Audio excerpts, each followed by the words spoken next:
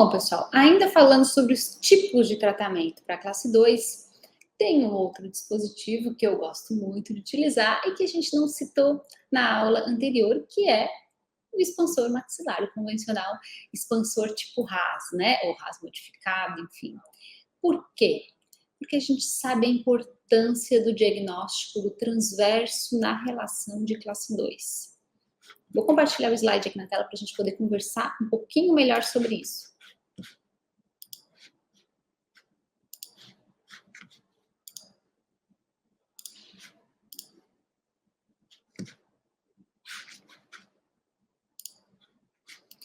Joia. Em todo paciente classe 2, é importante identificar o transverso. A gente já conversou sobre isso na aula de expansão rápida da maxila, o porquê isso já está claro na literatura, está evidente na literatura. A importância de restabelecer o transverso entre os arcos para a melhora da classe 2, para a mandíbula poder se posicionar mais para o anterior. Uma maxila mais estreita não permite esse avanço mandibular.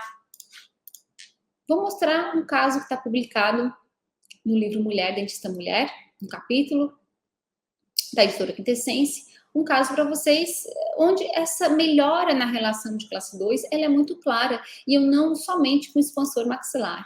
Então, assim que a gente avalia o nosso paciente na cadeira, sempre identifiquem o transverso. Ó. Ela é uma relação de classe 2 de caninos. Então, característica clínica, relação de caninos vai expressar a relação entre as bases ósseas. Eu vi uma relação de caninos, certo? Vou solicitar os meus exames complementares, então sempre vou fazer o meu diagnóstico no transverso, anterior, e vertical. Exames complementares, vou solicitar panorâmica, teleradiografia lateral, certo? Panorâmica, teleradiografia lateral, os modelos de estudos e as fotografias que eu costumo aqui no consultório fazer o escaneamento e fazer as fotografias de face, frente, perfil, frente sorrindo, e intrabucal, frente intraoral, lateral direita, lateral esquerda, oclusal superior e oclusal inferior. E aqui a gente tem nossa radiografia panorâmica. Aqui concordo com vocês que tem aí uma subjetividade em relação a ter ou apresentar ou não apresentar a mordida aberta anterior, né? Quando a gente não tem o histórico do paciente, isso pode nos gerar dúvidas, né? E aí tem mordida aberta, não tem, os dentes ainda estão em processo eruptivo, ela tem um pouco de interposição lingual, o que é normal, porque tem o espaço ali na frente. Então, nessas situações, eu costumo, mesmo o paciente tendo uma tendência mais vertical, a não bater o martelo em relação à mordida aberta, porque ela não tem, tem histórico de já ter removido o hábito, esperar essa troca acontecer. E não tinha uma dentição descida com a mordida aberta, apesar de ter interposição lingual. Na cefalometria, a gente tem alguns parâmetros aqui, já sei que o ponto A está um pouquinho na frente do ponto N, né? Ó, o SNA 83, ó, um pouquinho à frente, SNB 75, então mandíbula retruída, um ANB de 8, claro, se eu tenho uma mandíbula retruída de 75, né?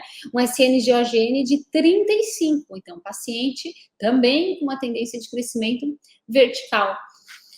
Vias aéreas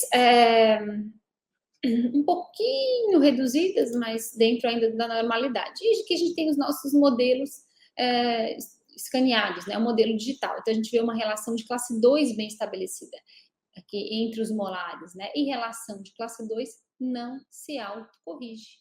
Não se autocorrige, assim como a mordida cruzada posterior, tá? Então, nesse